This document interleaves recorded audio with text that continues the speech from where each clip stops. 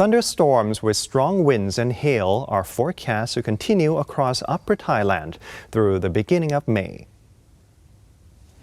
According to the Meteorological Department, thunderstorms, gusty winds, hail, and lightning are expected in the northern, northeastern, and central regions, covering approximately 36 provinces.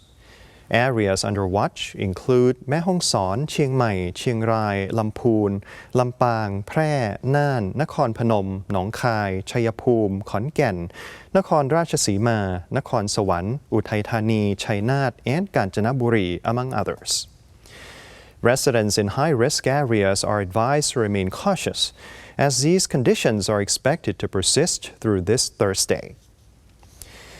Meanwhile, the Department of Disaster Prevention and Mitigation has instructed provincial authorities and regional disaster prevention centers to stay alert and ready for emergencies during this period.